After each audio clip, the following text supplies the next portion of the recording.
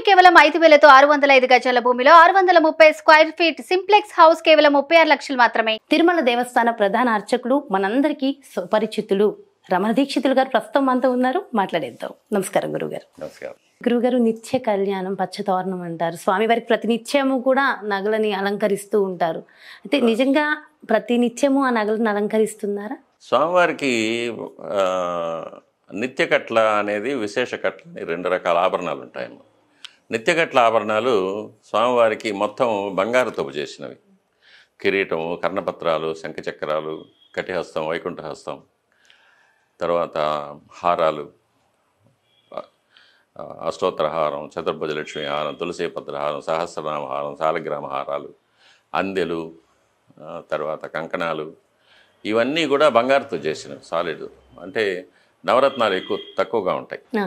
ఇవి మనం నిత్య కట్ల అంటాం. అంటే మనం శుక్రవారం నాడు స్వామివారికి అభిషేకం తర్వాత అలంకారం చేస్తాం. ఆ వచ్చే వారం లోపల ఏదైనా పండుగ, ఏదైనా ఆస్థానం, లేక ఏదైనా ఉత్సవం ఉంటే స్వామివారికి విశేష తిరువాభరణం లేకపోతే నిత్యగట్ల తిరువాభరణం డిసైడ్ చేస్తాం. కాబట్టి ఏది లేనప్పుడు స్వామివారికి నిత్యగట్లు ఉంటుంది. ఏదైనా విశేషం ఉంటే రత్నాలు చెక్కిన కిరీటం, రత్నాల కర్ణపత్రాలు, రత్నాల కటిహస్తం, వైకుంఠహస్తం, శంఖచక్రాలు, మకరకంటి, స్వర్ణ పీతాంబరం, బంగారు పీతాంబరం, ఇవన్నీ కూడా స్వామివారికి అలంకారం చేస్తాం అన్నమాట. మిగిలినవన్నీ స్వామివారికి మామూలుగా ఈ మిగిలిన బంగారు నగలన్నీ కూడా స్వామివారికి అట్లాగే ఉంటాయి. ఇవి మాత్రం ఈ కవచాలు మట్టుకు మారుతుంటాయి. కాబట్టి స్వామివారు ఎప్పుడూ పూర్తిగా నగలు సమర్పించుకునే ఉంటారు, ఒక్క గురువారం తప్ప. ఒక్క గురువారం తప్ప. అయితే ఆ గురువారం విశిష్టత ఏంటి అంటే 7 రోజుల్లో 6 రోజులేమో నేత్ర దర్శనం లేకుండా ఉంటుంది, ఒక్క రోజే నేత్ర దర్శనం ఉంటుందంట గురువుగారు. శుక్రవారం నాడు అభిషేకం జరుగుతుంది. స్వామివారికి నగలు తీయడానికి కానీ పెట్టడానికి కానీ 1 గంట సేపు పడుతుంది. అందువల్ల శుక్రవారం జరిగే అభిషేకం కోసం గురువారం నాడే నగలన్నీ తీసివేస్తాం. నగలన్నీ తీసివేసి స్వామివారి ముఖంలో ఉండే పచ్చకర్పూర నామం ఇరువైపులా కొద్దిగా తొలగించి స్వామివారి యొక్క నేత్ర కమలాలు కనిపించేటట్టుగా పెడతాం. అది నేత్ర దర్శనం. ఇక నగలేవి లేకుండా స్వామివారు పట్టు పంచ, పట్టు ఉత్తరీయం ధరించుంటారు. మెడలో స్వామివారి యొక్క మహాలక్ష్మి యొక్క సదా సమర్పణ అంటారు. శ్రీవత్సం అనేది మహాలక్ష్మి యొక్క డాలర్ ఒకటి ఉంటుంది. ఇవి తప్ప ఇంకా స్వామివారి ఇంకేమి కాదు. గురువారం రోజు ఆ రోజు చాలా స్పెషల్. ఆ రోజు దర్శించుకున్న వాళ్ళకి ఇంకా చాలా బాగుంటుంది అంటారు గురుగారు. అక్కడున్న వాళ్ళు కూడా, బయట సేల్స్ చేసే వాళ్ళు కూడా ఆ రోజు ఖచ్చితంగా అబద్ధాలు ఆడకుండా ఉంటారు అనేది కూడా ఒక నానుడి ఉంది. అంటే మిగిలిన రోజుల్లో అబద్ధాలు ఆడినా స్వామివారు వినరనా? మూర్ఖత్వం, అజ్ఞానం అంతేగాని అంతలో నిజమేం లేదు. పోనీ ఏదో ఒకరోజైనా భయపడుతున్నారని మనం సంతోషపడాలి. పునుగు పిల్లికి సంబంధించిన తైలం ఒకటి రాస్తారు ఖచ్చితంగా. దాని గురించి కూడా ఒక స్టోరీ ఉందంట కదా గురుగారు? స్టోరీ ఏం లేదమ్మా, అది ఆగమ శాస్త్ర ప్రకారంగా జరిగేది. స్వామివారు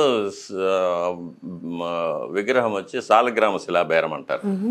అది మామూలుగా మనం రాతి విగ్రహం కాదు, సాలగ్రామ శిలాబేరం.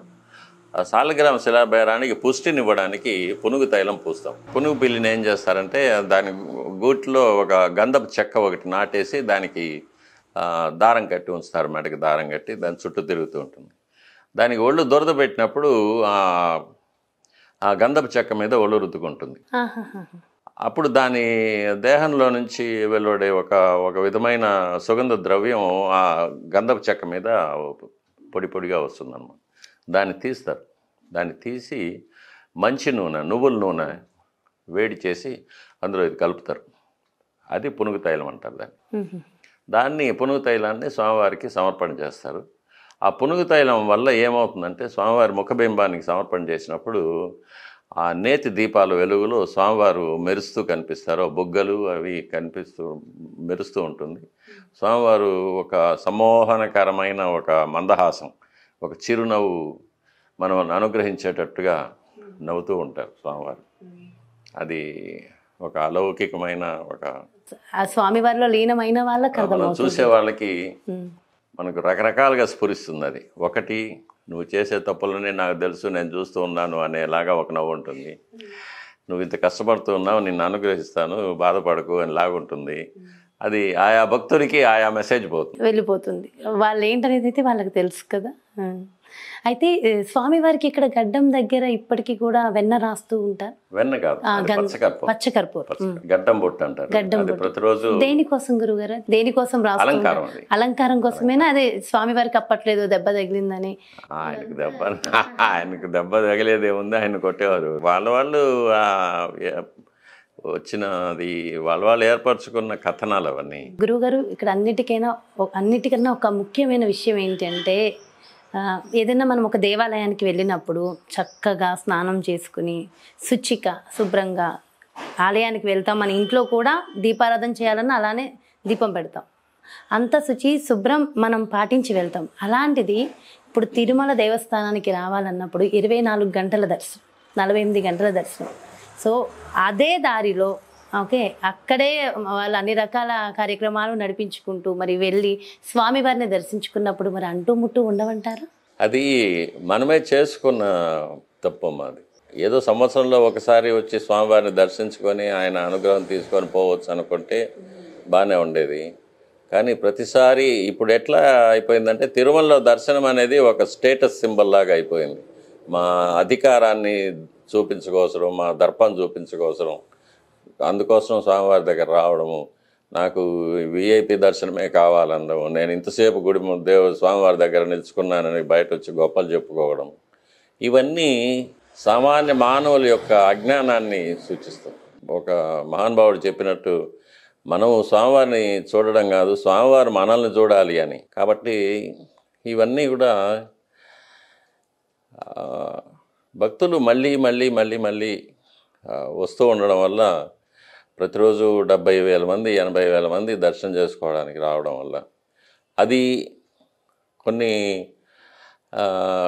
ఉద్యోగస్తులు కానీ లేకపోతే విద్యార్థులు కానీ వారికి సెలవులు వచ్చినప్పుడే దర్శనానికి రావడం కానీ, జరిగేటప్పుడు ఒక 2 రోజులు సెలవు పెట్టి స్వామివారి కోసం వస్తే సరిపోతుంది.